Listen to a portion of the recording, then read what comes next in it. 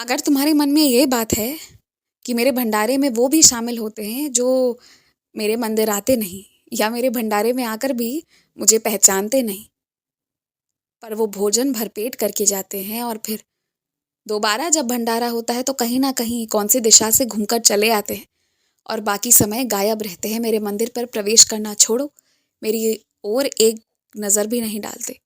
तो वैसे लोगों को हक है क्या? तो सुनो, सबको हक है। हक देने वाला मैं हूँ।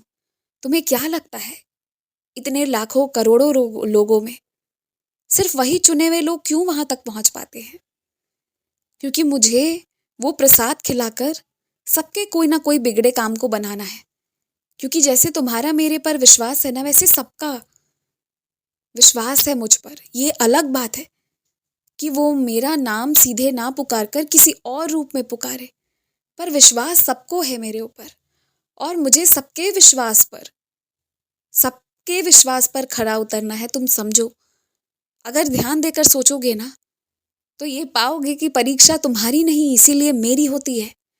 क्योंकि हर एक बंदा जिसके मन में कोई भी इच्छा है ना, किसी के मन में घर बनाने की, किसी के मन में अपने बच्चों की अच्छे से शादी कर देने की, किसी के मन में अच्छे काम करने की, अच्छी नौकरियां पाने की, किसी के मन में अच्छे जीवन साथी पाने की, किसी के मन में शादी ब्याह करने की और किसी के मन में बुरे लोगों से हट जाने की, ना जाने ऐसी कितनी तमन्नाएं हैं। तो कहीं किसी का इच्छा होता है कि वो ये नई गाड़ी ले ले, नया व्यापार शुरू कर दे।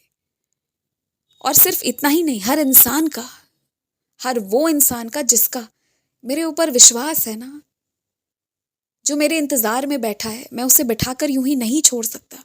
मुझे जाना पड़ेगा, क्योंकि उसने मेरे लिए कई बार दुख झेला है, बातें सुनी है, सुनकर नजरअंदाज कर दिया है, उसे बुरी तरह जलील किया गया। उसकी जगह शायद दूसरा कोई और होता ना तो कुछ कर बैठता, पर उस इंसान ने इतना इंतजार किया है केवल एक विश्वास पर कि मैं जाऊंगा किसी ना किसी रूप में।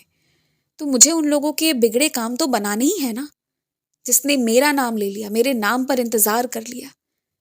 सोचो कि जब कोई मेरे नाम पर इंतजार करता है ना, तो वो अपना वो पूरा समय, पूरा हृदय मुझे समर्पित कर देता है। और ये बहुत बड़ी बात है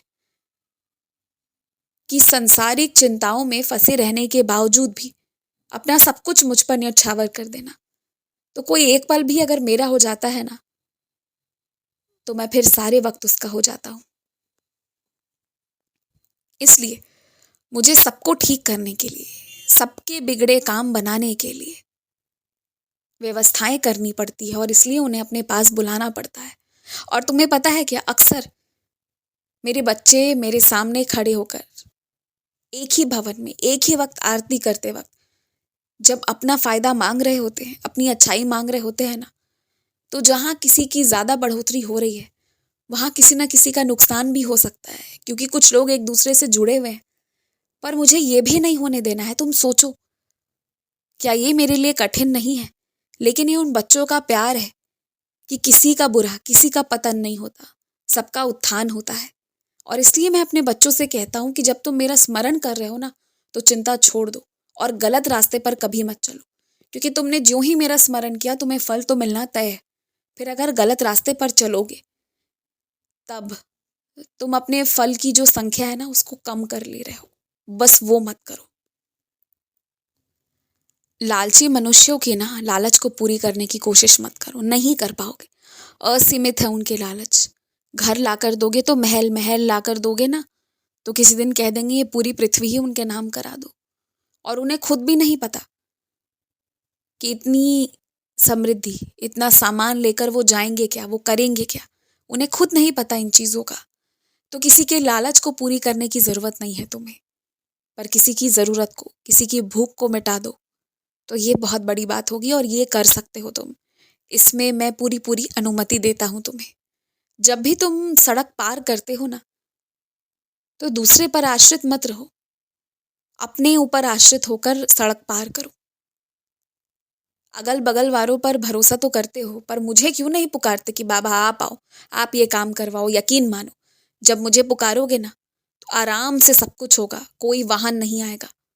तो तुम मुझे पुकारो। ये जो अगल बगल जिसके तिसके सहारे ऐसा काम करते हो ना, ये तुम खतरनाक करते हो। इस तरह की चीज़ों से बचो, मुझे पुकारो, मैं आऊँगा, मैं सब करवाऊँगा। और अपने ऊपर विश्वास रखो, हिम्मत रखकर आगे बढ़ते चलो।